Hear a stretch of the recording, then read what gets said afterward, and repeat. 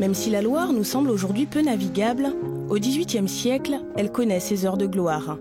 À cette époque, les routes ne sont pas sûres, le fleuve royal apparaît donc comme une voie de commerce plus rapide et moins chère.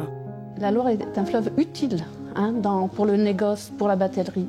Parce que la Loire, c'est un fleuve, très long fleuve, c'est un fleuve qui traverse toute la France et qui met en relation non seulement les régions riveraines, mais aussi ce qu'on appelait alors les deux mers, c'est-à-dire l'Atlantique et la seconde mer, c'est la Méditerranée, c'est-à-dire que les produits remontent par le Rhône jusqu'à Roanne et la Loire aussi par les canaux est reliée à Paris. Donc Orléans participe à l'approvisionnement de Paris. Chaque jour, il règne sur le port d'Orléans une intense activité. Les mariniers se croisent, s'interpellent, des marchandises s'échangent. Les maîtres du jeu, les négociants. Parmi eux, un Orléanais né en 1735, il s'appelle Louis Colas des Francs.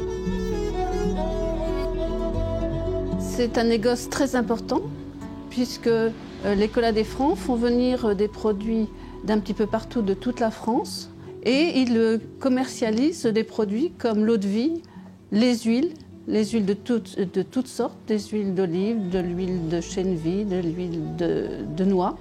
Et ces produits qu'ils commercialisent, ils les revendent bien sûr à Orléans, mais aussi dans toute la France, sur Paris et tout autour de Paris.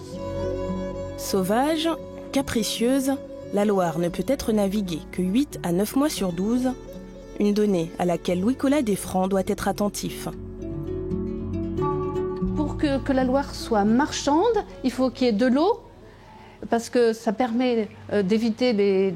On peut circuler sur tout le lit de la Loire, et il faut aussi qu'il y ait du vent. Et l'atout de la Loire, par exemple, par rapport à la Seine, c'est de pouvoir remonter la Loire facilement avec les vents dominants, les vents d'ouest.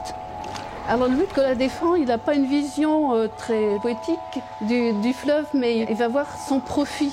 C'est-à-dire que très souvent, lorsqu'il ne peut pas faire circuler les bateaux sur la Loire, il utilise la route.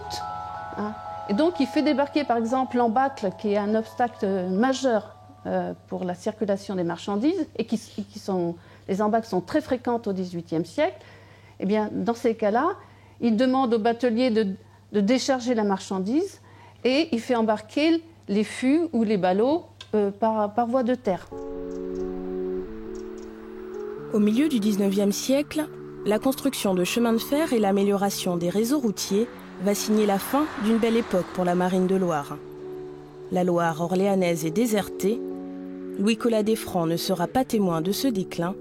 Le négociant orléanais décédera au début de ce siècle, en 1820.